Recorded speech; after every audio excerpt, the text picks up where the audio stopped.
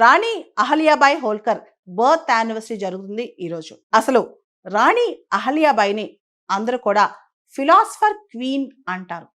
అంత గొప్ప ఆవిడ ఈవిడ. అంటే తన స్వార్థం వదిలేసి ప్రజల కోసం 28 సంవత్సరాల పాటు క్వీన్గా పరిపాలించి చాలా మంచి పనులు చేశారు ఈవిడ అనమాట. ఆవిడ మహారాష్ట్రలో పుట్టారు. ఒక గ్రామం సర్పంచ్ కూతురు అనమాట. ఆ తర్వాత వాళ్ళ నాన్న అప్పట్లో అమ్మాయిలు చదివించేవాళ్ళు కాదు. కానీ ఈవిడ తండ్రి ఈవిని చదివించారనమాట. అండ్ హోల్కర్ ప్రిన్స్కి ఇచ్చి పెళ్లి చేశారు. పెళ్ళైన తర్వాత కొద్ది సంవత్సరాల్లోనే యుద్ధంలో ఈవిడ భర్త చనిపోతారు.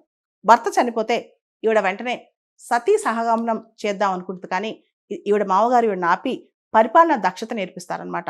ఆ తర్వాత ఆవిడ అద్భుతంగా 28 సంవత్సరాల పాటు మధ్యప్రదేశ్లోని హోల్కర్ కింగ్డమ్ని పరిపాలించిందనమాట. చాలా మంది హిస్టారియన్స్ ఈవిని ఫిలాసఫర్ క్వీన్ అని పిలుస్తారు. అండ్ ఆవిడ పూర్తి స్థాయిలో గవర్నెన్స్లో చాలా ప్రక్షాళనలు మార్పులు తీసుకొచ్చింది.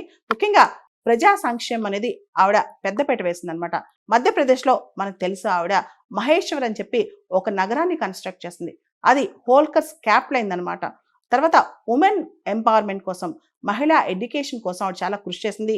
300 సంవత్సరాల క్రితమే చాలా మంది మహిళల్ని అడ్మినిస్ట్రేటివ్ పోస్ట్లో కూడా ఆవిడ నిలబెట్టిందనమాట.